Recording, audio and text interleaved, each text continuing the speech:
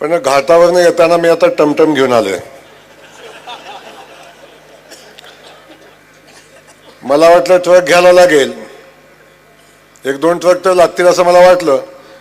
पण त्या बंगल्याच्या वॉचमनचा फोन आला, आमदारकीची निवडणूक झाल्या झाल्या बरंचच गेले आणि आता जेवढं राहिलंय तेवढं टमटम मध्येच बसल, मोठ्या गाडीची आवश्यकता लागणार नाही. ते शकुने मामा महाभारतातलं लंगडत चालत होतं.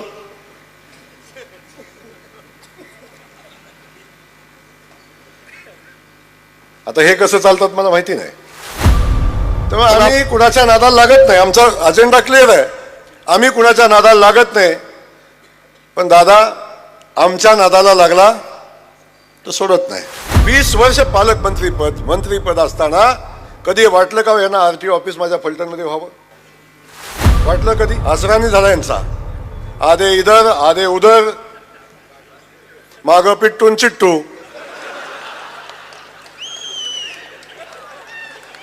एकाला उठायला येणं एकदाच, एकाला चालायला येणं.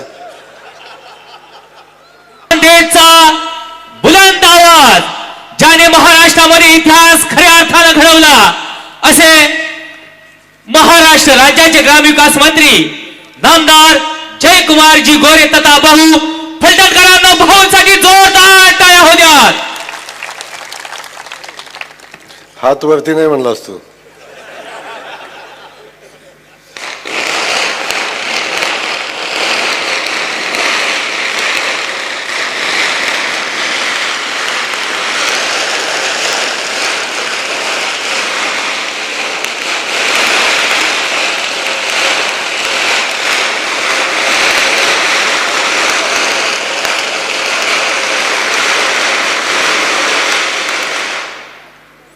कशाला वाया घालवते रे?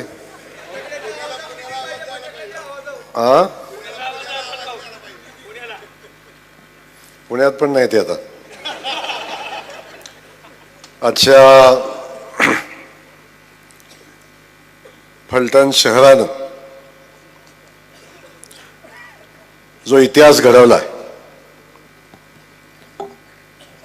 त्या फलटण शहरवासियांचं आभार मानण्यासाठी, आपल्या सगळ्यांना धन्यवाद देण्यासाठी आपल्या सगळ्यांचे नेते रणजितदादांनी आज आपल्या सगळ्यांना बोलवलं. आणि आज फलटण शहरातली हे भव्य अशी आभार सभा होत असताना या कार्यक्रमासाठी उपस्थित असलेले आपल्या सगळ्यांचे दादा, ज्यांनी फलटण तालुक्यामध्ये, फलटण शहरामध्ये विकासाचा डोंगर उभा केला आणि या जनतेच्या मनामध्ये विश्वास निर्माण केला की खऱ्या अर्थानं आपल्या भागाचा, आपल्या मातीचा विकास कोण करू शकतं? तर रणजितदादा करू शकतात. ते आदरणीय रणजितदादा, सन्माननीय आपल्या सगळ्यांचे आमदार सचिन दादा पाटील, आमच्या सगळ्यांचे मार्गदर्शक सन्माननीय प्रल्हाद तात्या साळुंके. तात्याने उठल्यावर मला सांगितलं तोप धडाडली पाहिजे.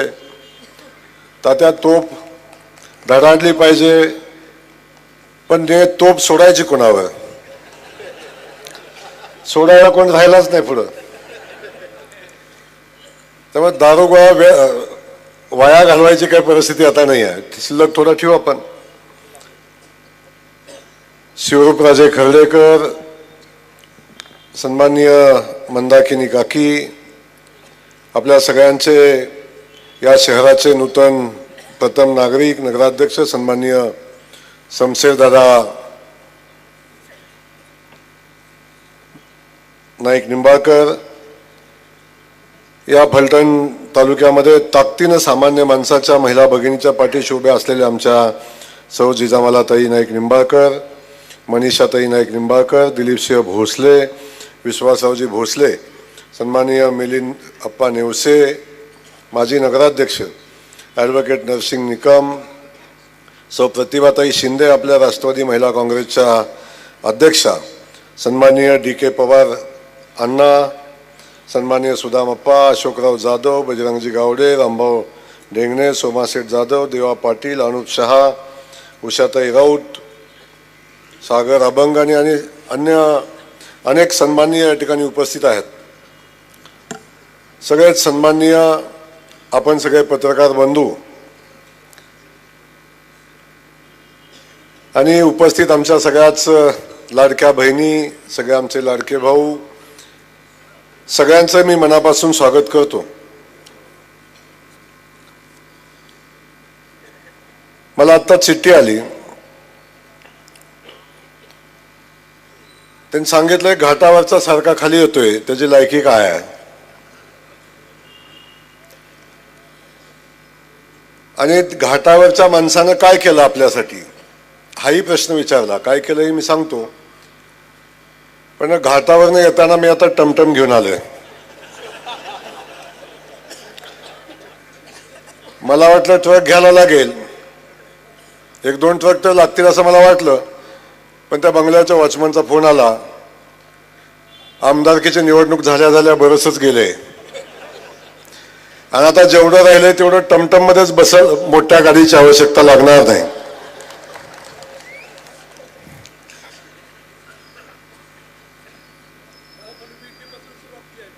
त्यामुळं आपण सगळ्यांनी बघितलं आणि गेल्या 25 वर्षापासूनचा संघर्ष आहे. मला आठवतं भाऊनी एकदा इथंच कार्यक्रम घेतला होता आणि या स्टेजवरनं दादा तेव्हा मनोमिलन होतं आणि मनोमिलन तोडण्याची सुरुवात त्यावेळी याच स्टेजवरनं झाली होती. भाऊ चिडले, म्हणले त्याला काय फार खाली बोलवू नका, परंतु ही काळाची आवश्यकता होती, काळाची गरज होती. फलटण शहरातल्या या प्रवृत्तीला या तालुक्यातनं घालवण्याची आवश्यकता होती, खास करून सत्तेतनं घालवण्याची आवश्यकता होती. मी अनेक नेते बघितले, अनेक राजकारणी बघितले, पण आपल्या तालुक्यात काम व्हावं म्हणून प्रयत्न करणारा नेता मी आजपर्यंत बघितला असेल, संतोषजी. पण माझ्या तालुक्यामध्ये नीरा देवघरचं पाणी आलं नाही म्हणून प्रयत्न करणारा नेता, माझ्या तालुक्यातली नाईकबुवाडीची MIDC झाली नाही पाहिजे म्हणून प्रयत्न करणारा नेता, माझ्या तालुक्यातनं पंढरपूरला जाणारी, बारामतीला जाणारी रेल्वे झाली नाही पाहिजे म्हणून प्रयत्न करणारा नेता, माझ्या तालुक्यात जिल्हा उपरुग्णालय झालं नाही पाहिजे म्हणून प्रयत्न करणारा नेता. मी DPDC बैठकीत दादा बघत होतो, दादा बऱ्याचदा DPDC मध्ये हॉस्पिटलचा विषय मांडत होते आणि त्यावेळी हे हॉस्पिटल झालं नाही पाहिजे म्हणून भूमिका घेणारा नेता, या भागाचा दुष्काळ हटला पाहिजे म्हणून प्रयत्न करणारा नेता,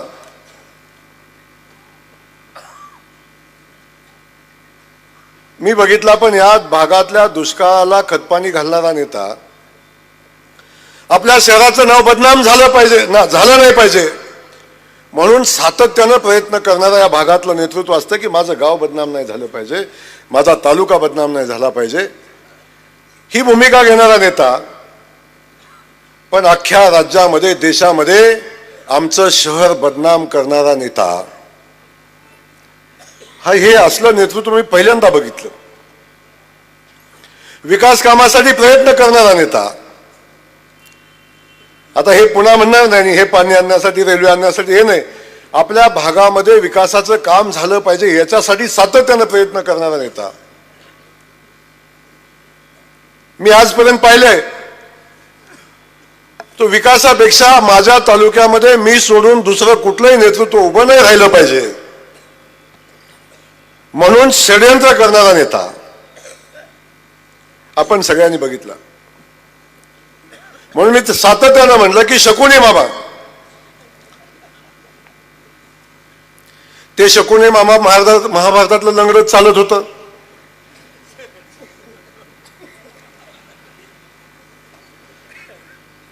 आता हे कसं चालतात मला माहिती नाही, पण आपल्याला तेव्हापासून आजपर्यंत इतिहास आपण बघितला ना, महाभारतातला शकुनी मामा कधी यशस्वी झाला ना, या कलियुगातला हा शकुनी मामा यशस्वी झाला.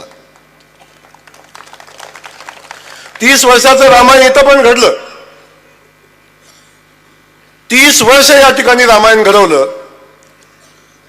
ते रामायण 14 वर्षाचा वनवास संपल्यावर, महाभारत 14 वर्षाचा वनवास संपल्यावर युद्ध झालं आणि ते संपलं. पण त्याच्यापेक्षा अधिकचा काळ या ठिकाणी या शकुनी मामाला इथून घालवण्यासाठी लागला. प्रचंड मोठं नुकसान आपल्या मातीचं झालं. आपण बघितलं, सातत्यानं आपण म्हणतो काय होता असतो, काय झाला असतो.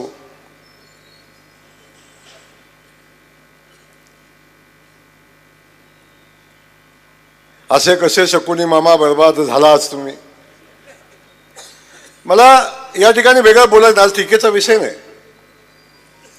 या ठिकाणी येत असताना आपण सगळ्यांनी पाहिलं, ही निवडणूक सातत्यानं आपली भूमिका होती की विकासाच्या मुद्द्यावर झाली पाहिजे. फलटणच्या विकासाच्या मुद्द्यावर मला वाटत नाही ही कधीच निवडणूक गेली. ही निवडणूक आल्यावर आपलं अस्तित्व जेव्हा विधानसभेच्या निवडणुकीच्या अगोदरपासून, जसं दादांच्या खासदारकीची निवडणूक झाली तेव्हापासून हे महाशय सातत्यानं अस्वस्थ होते. अख्खं कुटुंब अस्वस्थ होतं आणि त्यांना कुठं जायचं समजत नव्हतं, काय करायचं समजत नव्हतं. कुठं बसावं, कुठल्या पक्षात जावं, कुठल्या नेत्याकडे जावं, कोणाला मदत मागावी हे कधीच कळत नव्हतं. तेव्हा दादा, मी सातत्यानं सांगितलं, हे कधीही लढवय्ये नव्हते, कधीच लढवय्ये नव्हते. हे फक्त सत्तेत होते आणि सत्तेचा उपयोग करून लोकांना बांधून ठेवून, लोकांना दमबाजी करून, लोकांना त्रास देऊन हे सत्तेत राहिलेले होते. ज्या दिवशी सत्ता गेली त्या दिवसापासून हे माणसं अस्वस्थ झाली आणि कुठं जायचं हे त्यांना समजत नव्हतं. आपण सातत्यानं बघितलं, लोकसभेच्या वेळी पहिल्यांदा जसं अजितदादा सत्तेत आले तसे महाशय सत्तेत गेले. लोकसभेला पराभव झाला तसं अजितदादांचं तिकीट टाकून दिलं, पुन्हा तुतारीचं तिकीट घेतलं आणि तुतारीचं नुकसान झालं वाटलं की पुन्हा भाजपच्या दारात लोटांगण घातलं, मला घ्या म्हणून. भाजपनं घेतलं नाही. अजितदादांच्या दारात गेले, त्यांनी घेतलं नाही. मग पुन्हा जशी ही निवडणूक लागली तसा हे आधार शोधायला लागले. अरे 20 वर्ष 25 वर्ष दादांनी संघर्ष केला, आम्ही संघर्ष केला, आम्ही रडलो नाही कधी. आम्ही संघर्ष केला, सामान्य माणसाच्या विकासाचं काम केलं, लोकांचा विश्वास संपादन केला आणि बघता बघता आपण बघितलं, मान खटाव तर घेतलं, त्यासोबत आता फलटण, आता बघता बघता फलटण ताब्यात आलं. कोणतरी मध्ये आलं निवडणुकीत, कोण म्हणलं इथं लय दहशत आहे, सांगितलं कोणतरी म्हणलं लय दहशत आहे इथं आणि ही शिवसेनेत चालत नाही. काय म्हणले? आणि इकडं तर चालतच नाही. आणि हे काय आहे, इकडं चालतच नाही. दाढी आमच्याकडे पण आहे ना.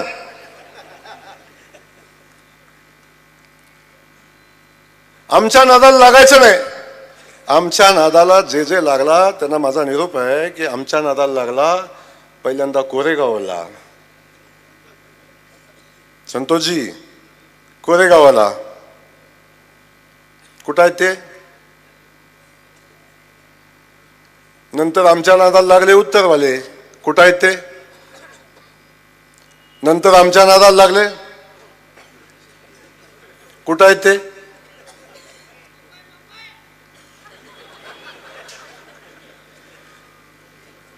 तेव्हा आम्ही कुणाच्या नादाला लागत नाही. आमचा अजेंडा क्लिअर आहे. आम्ही कुणाच्या नादाला लागत नाही. पण दादा आमच्या नादाला लागला तर सोडत नाही. ही भूमिका सातत्यानं आमची आहे. आपण कुणाच्या वाटे जायचं नाही. आपली सातत्यानं भूमिका आहे, कुणाच्या वाटे जायचं नाही आणि वाटेला गेल्यावर मात्र सोडायचा नाही. माझी भूमिका, अन्याय करणारापेक्षा अन्याय सहन करणारा जास्त दोषी असतो. कधी कधी वाटतं गोरे जास्तीचा बोलतोय, कधी कधी वाटतं, माझ्या बऱ्याचदा टीका होते, याला पण अंगाव घेतोय, त्याला पण अंगाव घेतोय, त्याला पण अंगाव घेतोय. पण कुणीतरी थांबवायला लागेल हे. जोपर्यंत कुणी थांबवायची भूमिका घेत नाही तोपर्यंत ह्या अन्याय करणाऱ्यांची भूमिका सातत्याने यांची भूमिका आणि यांची ताकद वाढत जाईल. त्यामुळे याला कुणीतरी शह दिला पाहिजे आणि तो शह देत असताना आज ही परिस्थिती निर्माण झाली. पण आपण सगळेजण बघतोय आज फलटण शहरामध्ये जो बदल आज या ठिकाणी घडला आहे तो आपण सगळेजण अनुभवतोय. त्यामुळे मला आपल्याला या ठिकाणी एवढंच सांगायचं, आता झाली निवडणूक, झाली विधानसभेची निवडणूक झाली, आता पराभव झाला आणि आता नगरपालिकेची निवडणूक झाली. मी त्या दिवशी सांगितलं यांच्या राजकारणाची सुरुवात ही नगरपालिकेच्या निवडणुकीतनं झाली होती आणि ते नगरपालिकेची निवडणूक जिंकून नगराध्यक्ष होऊन यांच्या राजकारणाची सुरुवात झाली होती.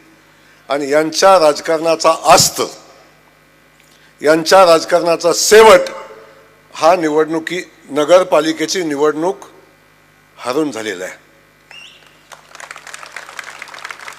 आता सायकल कंप्लीट झालेली आहे, आता सर्कल कंप्लीट झाले, आता हे राजकारणात पुन्हा येणे नाही. पुन्हा म्हणतात ही माझी शेवटची निवडणूक आहे म्हणून लढले. पण माझं आता सांगणं दादा असेल, आम्ही सगळ्यांना असेल, ठीक आहे आता होऊन गेल्या गोष्टी. आता लोकांनी खूप मोठा विश्वास आमच्यावर टाकलाय, जबाबदारी आमच्यावर टाकली फलटण शहराच्या विकासाची. आता आपण बघितलं, मी मानखटावमध्ये म्हणायचो 40 वर्ष झालं पाणी आलं नाही, 50 वर्ष झालं पाणी आलं नाही. आता 15 वर्ष मी आमदार आहे, 16 वर्ष आमदार आहे. आता जनतेला मला उत्तर द्यायला लागेल ना, आता कुठं आहे पाणी सांगायला लागेल ना. तेव्हा आता आपण ही निवडणूक लढतोय, आता आपल्याला जनतेला सांगायला लागेल हे यांनी केलं नाही ते आम्ही करतोय. आणि खास करून दादाला मी मनापासून धन्यवाद देईन, दादानी ते सुरुवातीपासून केलंय. जसे दादा खासदार झाले, खासदार काय करू शकतो हे देशाच्या इतिहासातलं एकमेव उदाहरण असेल ज्यांनी एवढं मोठं काम केलंय ते रणजितदादाच्या रूपानं आपण सगळ्यांनी बघितले. फलटणला रेल्वे, बारामतीला रेल्वे, एवढे मोठे रोड, एवढी मोठी MIDC, एवढी मोठी कामं फलटण शहरामध्ये आपण जे आज बघताय. 20 वर्ष मंत्रीपद असताना कधी वाटलं का यांना RTO ऑफिस माझ्या फलटणमध्ये व्हावं? वाटलं कधी? यांना वाटलं कधी सेशन कोर्ट माझ्या फलटणमध्ये व्हावं? यांना कधी वाटलं उपजिल्हा रुग्णालय माझ्या इथं फलटणमध्ये व्हावं? यांना वाटलं कधी ॲडिशनल कलेक्टरचं कार्यालय माझ्या फलटणमध्ये व्हावं? कधी वाटलं नाही. यांचा सगळा वेळ फक्त आणि फक्त षडयंत्र करण्यामध्ये गेला. याला कसा हरवायचा, त्याला कसा हरवायचा, ह्याची सुपारी कुठं द्यायची, हिच्या अंगावर कोणाला घालायची, तिच्या अंगावर कोणाला घालायची, ह्याच्यापेक्षा काही नाही. आणि असल्या माणसं यांच्या नावापुढं राजे लागणं हेच मुळात चुकीचं आहे. त्या नावाची उंची संपवून टाकली या माणसाने. म्हणजे बदनाम झालं आमचं फलटण, म्हणजे आमचं खानदान असं आहे तसं आहे सांगत. अरे फलटण बदनाम केलं कोणी? फलटण तुम्ही बदनाम केलं. कुठली संपदा ताई, त्या ताईवर झाला अन्याय, कुणी केला, ते कोण बरे, कोण कुठला, काही संबंधच नाहीत. या सगळ्या प्रकरणामध्ये फलटणला घेतलं सोबत आणि फलटणमध्ये घेऊन दादांना सोबत घेतलं. दादांच्या त्या संपदा ताईच्या आडून राजकीय पुनर्वसन करण्याची संधी शोधली. उलट यांनी आत्मपरीक्षण करायला पाहिजे होतं. लोकसभेला दादांना का 2 वेळा लीड मिळालं, विधानसभेला का आपला पराभव झाला, याचं आत्मपरीक्षण करून लोकांच्यात जायला पाहिजे होतं. लोकांचा विश्वास पुन्हा संपादन करण्यासाठी लोकांचं काय म्हणणं आहे हे ऐकून घ्यायला पाहिजे होतं. ते नाहीच. हा सोडून गेला काय जाऊ दे, तो सोडून गेला जाऊ दे, हा सोडून गेला काय, आधे आसरानी झाला यांचा, आधे इधर आधे उधर, मागं पिट्टून चिट्टू.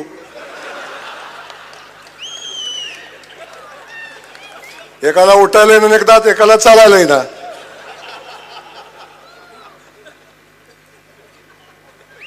ह्यो गेला जाऊ दे, त्यो गेला जाऊ दे, त्यो गेला जाऊ दे, कुठं जाऊ दे, राहिलंच नाही ना कोण आता. त्यामुळं आपण सगळ्यांनी अनुभव घेतलेला आहे. माझी भूमिका आता ही आहे, आता झालं गेलं सोडून द्या. शमशेर दादांनी मगाशी बोलताना सांगितलं आणि शमशेर दादाची तळमळ मी फलटण शहराविषयी सातत्यानं बघितली. दादाला जेव्हा जेव्हा भेटलो तेव्हा दादा हाताला धरून बसवल्याशिवाय आणि कानात सगळं सांगितल्याशिवाय कधी सोडत नाही. आता बसलो तरी भाऊ असं करायला पाहिजे, भाऊ तसं करायला पाहिजे, त्यानं ह्या टाकीत पाणी सोडलं नाही, त्या टाकीत पाणी सोडलं नाही, हिचं ढाकण बसलं नाही, इथला खड्डा आहे. या सगळ्या गोष्टी आता आपण बघितल्या की आपण शहराला शब्द दिलाय आणि जो फलटण शहराला आपण शब्द दिलाय तो शब्द पूर्ण करण्याची जबाबदारी रणजितदादांनी घेतलेली आहे, या अख्ख्या बॉडीने घेतलेली आहे आणि दादांच्या पाठीशी अख्खं महाराष्ट्राचं सरकार आहे, देवाभाऊ आहे, लक्षात ठेवा. देवाभाऊ आहे आणि जो शब्द मी आजपर्यंत अनुभव आहे, जो शब्द देवाभाऊच्या कडे दादांनी टाकलाय तो शब्द कधीच असा माघारी आला नाही. कधी कधी मला साहेब म्हणतात तो रणजित आला की मला भीतीच वाटते, तो काय मागेल याची गॅरंटी नाही आणि काय सांगेल याची गॅरंटी नाही. एक पहिलं काम झालं म्हणून दुसऱ्याला थांबवा असं काही पद्धतच नाही. पहिल्यावर सही झाली की दुसऱ्यावर सही झाली की तिसरं, पण सही करून चालत नाही. सही केल्यावर गडी असा छाताडाव बसतो ना, ते होईपर्यंत एकदा माणसं वैतागून म्हणतात देऊन टाका एकदा जाऊ दे. या शहराच्या विकास कामाच्या बाबतीतली भूमिका, आज एवढी मोठी विकास कामं बघताय, आज कोट्यावधी रुपयाची विकास कामं बघताय. ही सगळी कामं कशी येतात तर सातत्यानं त्या कामाचा फॉलोअप, सातत्यानं त्या कामाचा पाठपुरावा करणं आणि खऱ्या अर्थानं दादानं काही शिकलं असेल या राजकारणात. मी सातत्यानं म्हणतो, मला वाटायचं मीच सगळ्यात छान आहे राजकारणात, पण दादा माझ्यापेक्षा जास्त छान आहे. जे मला जमलं नाही ते सगळं दादानी इकडे आणले. मी इथं आल्यावरच कळतो, एकदा मला बोलवलं कार्यक्रमाला, म्हटलं काय इथं येईपर्यंत सांगितलंय, इथं आलो तर त्या RTO ऑफिसचं उद्घाटन आहे. माझ्या कानात शिट्ट्या वाजल्या, म्हणजे हे काय आहे. म्हणजे हे सगळं बघितलं की कधी कधी काय घेऊन येईल सांगता येत नाही. त्यामुळे एक विकासाभिमुख नेतृत्व आणि सातत्याने त्याची चिकाटी लागते. फक्त नाव घेऊन चालत नाही, पत्र देऊन चालत नाही, त्याची चिकाटी, त्याच्या मागं लागून ते कामं घेऊन येणं आणि प्रत्यक्षात जमिनीवर करून घेणं ही ताकद आमच्या दादामध्ये. आता सांगितलं की तुम्हा सगळ्यांना माहिती आहे, आता फलटण शहराच्या विकासाचा विषय आला, देवाभाऊचा विषय आला आणि मी आपणा फलटणकरांना शब्द दिलाय, आमच्या शमशेर दादाला शब्द दिलाय की या गावाचं काम दादा, जे जो शब्द तुम्ही दिलाय त्या प्रत्येक शब्दाची पूर्ती करण्याची जबाबदारी या राज्याच्या मंत्रिमंडळातला मंत्री तुमचा भाऊ म्हणून मी घेतोय. चिंता करू नका, चिंता करू नका. ही भूमिका आपण घेतलेली आहे आणि आपण सांगितलं ना, पहिल्यापासून आतापर्यंत आपली भूमिका आहे, जो शब्द दिला ते पूर्ण करून लोकांच्या समोर जायचं आणि मग लोकांच्या पुढे जाऊन पुन्हा सांगायचं की पुन्हा आम्ही हे केलंय म्हणून द्या. मी सातत्यानं म्हणलं की कायम मत कसं मागितलं पाहिजे की 5 वर्ष माझ्याकडे सत्ता आहे, 30 वर्ष माझ्याकडे सत्ता आहे, या 30 वर्षात तुम्ही काय केलं याचा हिशोब जनतेसमोर ठेवा आणि 5 वर्षात काय करणार आहे हे सांगून मत मागा. ते घडलं नाही फलटणमध्ये.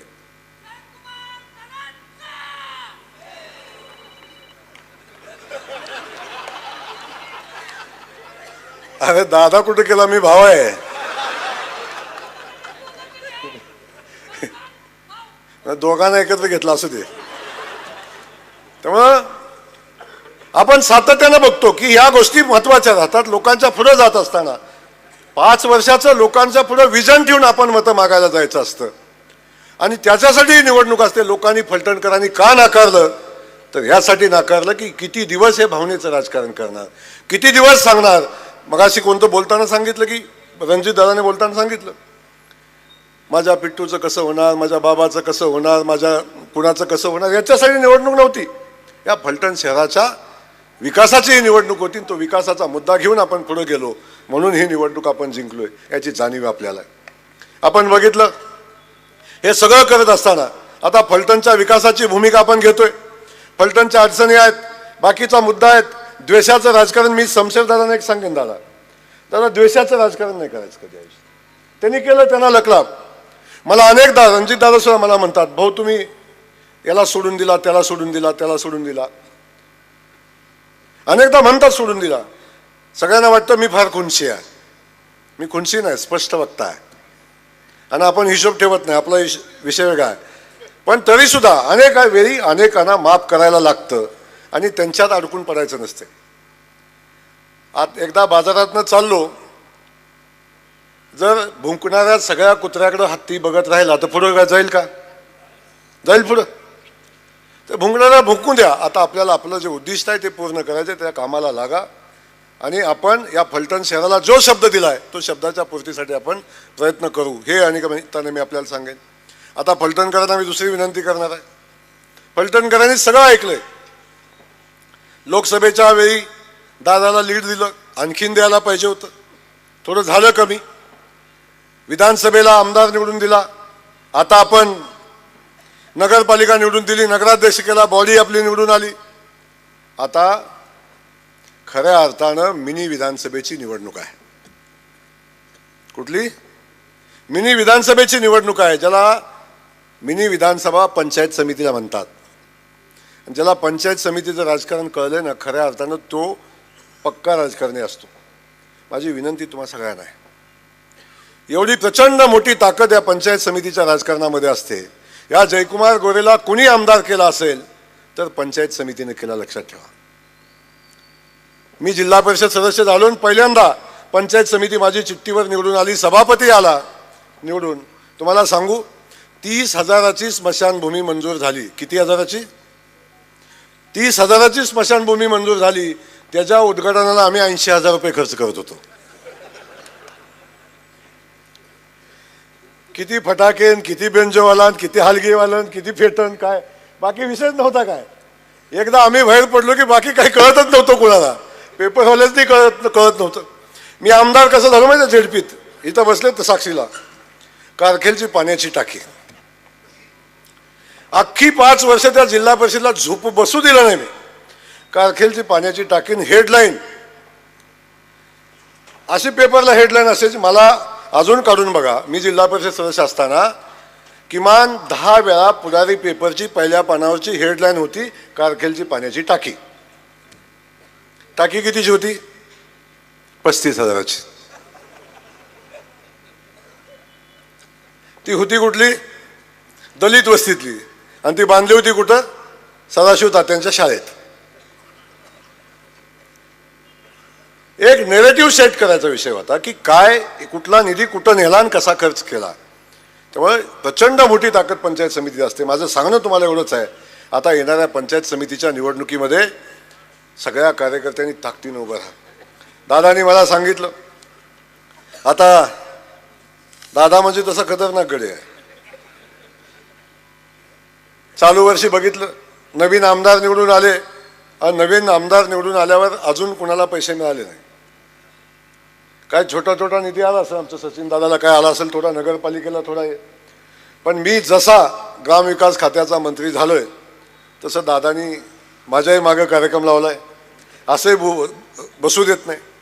आता येताना मला सांगितलं, भाऊ कार्यक्रमाला येत आहे, काहीतरी दिलं पाहिजे का नाही इथं. आणि 7:30ला नाही पोचला तर त्याच्यावर 1 शून्य वाढेल. इथं आल्या सांगितलं तर 0 वाढवा, तात्याने सांगितलं तर 0 वाढवायची व्यवस्था करा. आज तुम्हाला माहितीसाठी सांगतो की अख्ख्या महाराष्ट्रामध्ये फक्त नवीन निवडून आलेल्या 79 आमदारांना 25-15चे 2.5 कोटी रुपये आपण दिले.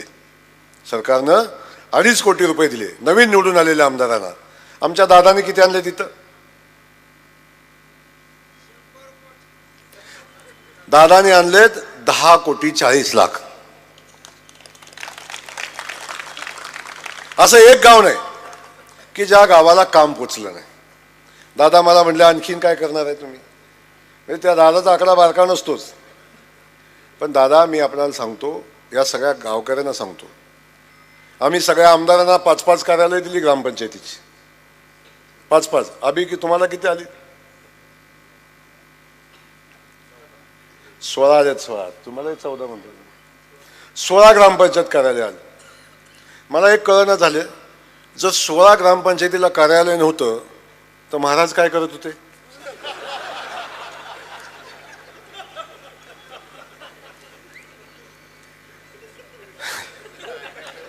आता मी बोलल्यावर राग येतो, आता पुन्हा काय बोलू. पण करत काय होते मला कळलं झालं. अजून 16 ग्रामपंचायतीला कार्यालय नाही, ते दादांना मागायला लागते. मग 35 वर्ष काय केलं? अजून भरपूर कार्यालय नाहीत. मग तर माझी गॅरंटी आहे काय केलं त्यांनी. 16 कार्यालय मंजूर केली. आता आपण जवळजवळ 40 कोटी रुपयाचं आपण प्रधानमंत्री ग्राम सडक योजना रस्ते मंजूर केले. पण दादा, आज सांगतो मी तुम्हाला, तुम्ही ही जिल्हा परिषद पंचायत समितीमध्ये दादाच्या नेतृत्वाखाली सत्ता द्या. जर कोटा तुमच्या तालुक्याचा 50 कोटीचा असेल, 50 कोटीचा कोटा सरकारनं तुमच्या आमदाराला दिला, तर हा जयकुमार गोरेचा शब्द आहे, जर पंचायत समितीचा सभापती तुम्ही भारतीय जनता पक्षाचा केला तर 200 कोटी रुपयाचे रस्ते देतो. 200 कोटी रुपये. आम्ही बोलत नाही, फक्त 200 कोटी रुपयाचे रस्ते. आणि ह्या 200 कोटी रुपयात फलटण मधला एकही रस्ता राहणार नाही याची गॅरंटी माझी आहे. एकही रस्ता ग्रामीण भागातला राहणार नाही. आपण बघितलं काय अवस्था आहे.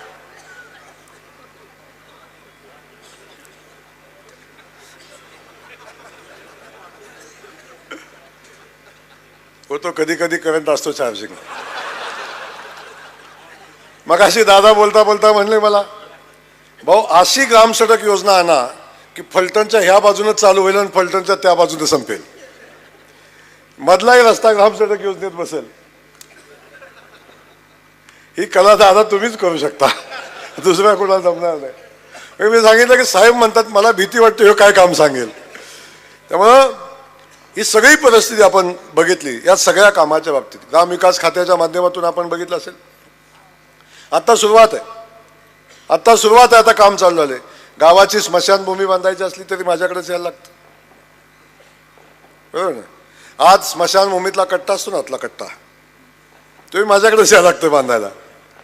ग्रामपंचायत कार्यालय असू दे, गटर असू दे, रस्ता असू दे, गावातलं काय अगदी वाईटात लावायला लाईटीचा पोल बसवायचा म्हणलं तरी अगदी बचत गट, पुढे बसलेल्या महिला भगिनी आमच्यात, सगळ्या बचत गटाची सगळी उमेद आपल्या ग्रामविकास खात्याकडे येतं. मला आता कळालं, मगाशी बोलता बोलता कोणतं म्हणलं की अनेक ग्रामपंचायत जिल्हा परिषदेच्या शिक्षकांनी बूथवर उभा राहून राजकारणामध्ये काम केलं. असे काही शिक्षक या फलटण शहरामध्ये आहेत. तर व्हिडिओ आहे का नाही मला माहिती नाही, पण दादा जो शिक्षक असा आहे, मी शिक्षकांच्या बाजूने उभा राहणारा माणूस आहे आणि मी शिक्षकांना कल्पना दिली होती. काय दिली होती की भानगडीत पडायचं नाही. पण आज सांगतोय, ज्या शिक्षकांनी ही चूक केलेली आहे त्या शिक्षकांची तक्रार द्या.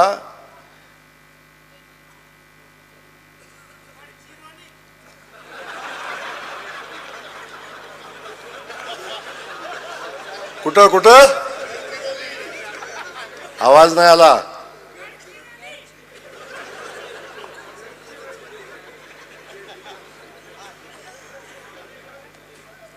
आता लातो के भूत बातों से नहीं मानते. आम्ही नाही कधी कुणाला नाळाला लागत, पण आता डोक्यावर मिरं वाटायची जी भूमिका घेतली ना, जी केली ना, मग तो ग्रामसेवक असू दे, तो शिक्षक असू दे, तर आणि कुणी असू दे. आम्ही चुकीचं वागलं नाही, आम्ही चुकीचं काम सांगितलं नाही तुम्हाला, पण ज्या पद्धतीनं घरगड्याचं काम करायचं ना, ती नोकरी सोडायची आणि तिथं जाऊन पाणी भरायचं. पगार शासनाचा घ्यायचा आणि दुकानदारी चालवायचा धंदा चालू देणार नाही, हे या निमित्ताने मी सांगतो आपल्याला. ही भूमिका ज्यांनी घेतली त्याला भोगायला लागेल. आणि खास करून जिल्हा परिषद आणि पंचायत समितीच्या निवडणुकीत सुद्धा मी सांगतोय, झालं खूप झालं, पण आता एक जरी व्यवस्था उभी राहिली, राजकारणात आली, तर सांगून ठेवतो, पुन्हा माफी नाही. त्या सगळ्या गोष्टी आपल्याला पुढे जाऊन करायच्यात. पण माझी विनंती या सगळ्यांना आहे, आपल्या सगळ्यांना आहे, आता हा विजय मिळाला म्हणून फार फुगून जाऊ नका. लगेच आता आम्हाला कोण नाहीच राहिलं, आता हे फलटणला गेलं, काय पुण्याला गेलं, हे तिकडे गेलं, जयाभाऊनी टमटम पाठवली, आता का होणार नाही. आता असं म्हणू नका. आत्ता इथनं उठा आणि जिल्हा परिषद पंचायत समितीच्या कामाला लागा. 8-10 दिवसात आचारसंहिता लागेल. 8-10 दिवसात पंचायत समितीची आणि जिल्हा परिषदेची निवडणूक लागेल. आणि या निवडणुकीसाठी आपण तयारीला लागा. युद्ध शेवटचा शत्रू मरेपर्यंत कधीही जिंकता येत नाही. लक्षात आलं. जेव्हा शत्रूला सोडलंय तेव्हा शत्रूनं पुन्हा हल्ला केलाय, लक्षात ठेवा. त्यामुळं शत्रूला धुगधुगी सुद्धा ठेवायची नाही. त्यामुळे एक लक्षात घ्या, या पद्धतीची भूमिका घेऊन आपल्याला कामाला लागायला लागेल आणि ते कामाला आपण लागा. एवढी विनंती या निमित्तानं करतो. शमशेर दादा पुन्हा एकदा आपल्या मनापासून कौतुक करतो, आपल्याला मनापासून आपल्या कामासाठी शुभेच्छा देतो. आमचे पलीकडे बसलेले आहेत राजे, कुणीही उठू नका. हे म्हणले सगळेच म्हणतात राजे राजे, आमच्याकडे पण राजा सांगितलं परवा, पण आमच्याकडचा राजा चांगला आहे. त्यामुळं होता संगतीत पण आता चांगल्या संगतीत आलाय. त्यामुळं माझी विनंती शमशेर दादा आपण चांगलं काम आपल्या हातून व्हावं. आपल्याला मनापासूनच्या शुभेच्छा.